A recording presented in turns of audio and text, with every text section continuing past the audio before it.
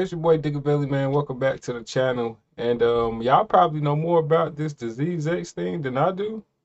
I haven't seen anything on it. I literally just looked this up and came across this, and gonna check it out because supposedly people are comparing it to stuff in the past. YouTube real sensitive, so I ain't even gonna mention that. But yeah, BBC has this. Had did this just a few months ago, and we're gonna check it out. Pretty interesting stuff.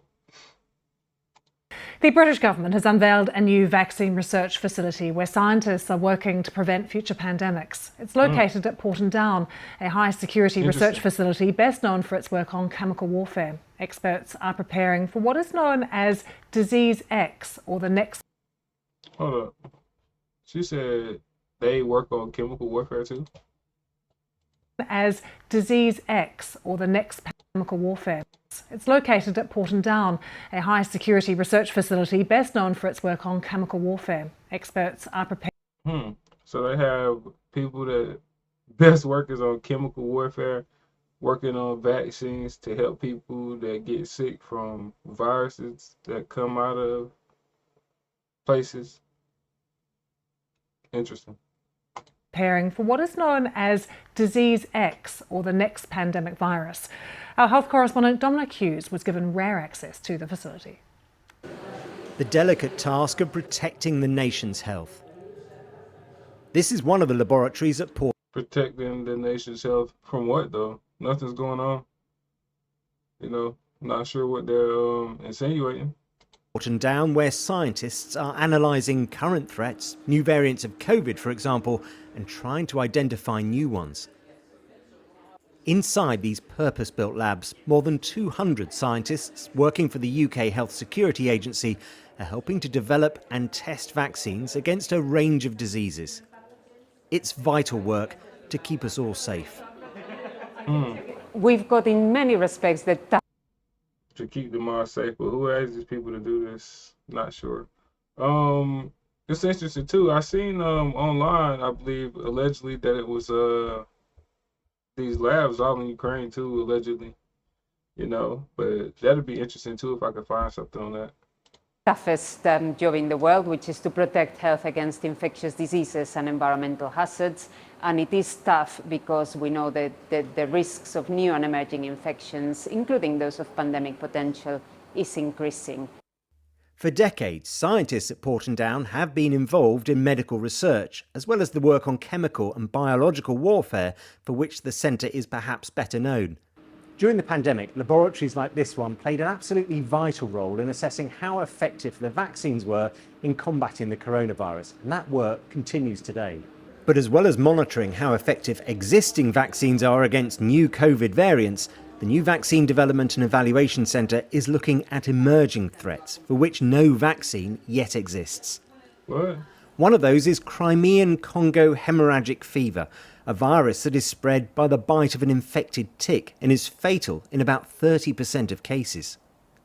A serious outbreak occurred in Afghanistan in 2017, but the disease is widespread across Africa, Asia, the Middle East and the Balkans. It kind of sounds like experimentation to me, but, it's just my opinion. Nothing to take serious on here. Changes to climate and the way we live mean viruses like this one could find a way to the UK. But equally, the next pandemic could be caused by a virus that has yet to be identified, what experts call Disease X.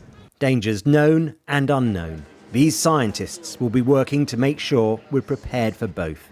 Dominic Hughes, BBC News, Porton Down. Spooky.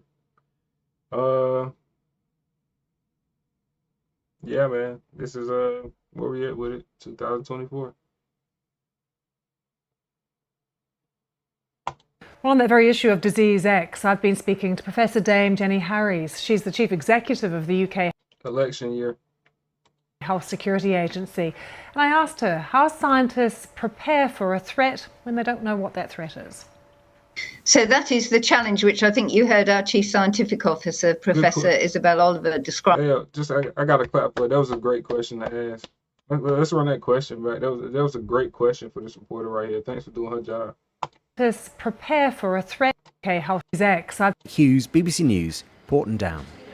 Well, on that very issue of Disease X, I've been speaking to Professor Dame Jenny Harries. She's the Chief Executive of the UK Health Security Agency. And I asked her how scientists prepare for a threat when they don't know what that threat is. Right. So that is the challenge which I think you heard our Chief Scientific Officer, Professor Isabel Oliver, describe. But there are a number of steps that we can take. We can be better prepared in terms of surveillance, and we're doing that work separately.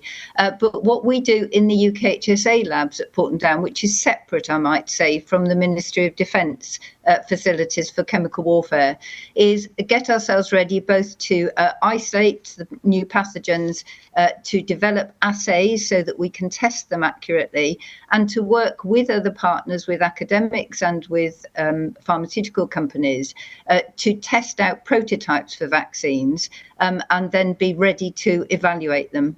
And the really exciting thing about the legacy from the pandemic is we now have 2,800 square meters of laboratory space we didn't have before, and we're using that as part of our new strategy to ensure we're. We all pretty much get what she's saying, man. We all pretty much get it, but hopefully, nothing does happen soon, and we don't get no more shots or none of that stuff, man. Because who knows, something in the future, man, we might get the shots might start giving you climate change. But yeah, man, this is crazy, man. I never heard of it. Let me know what y'all think about it in the comments. I appreciate if y'all start hitting the like button for me, man. It helps me out in the algorithm. Y'all seen it like I seen it. I'm out.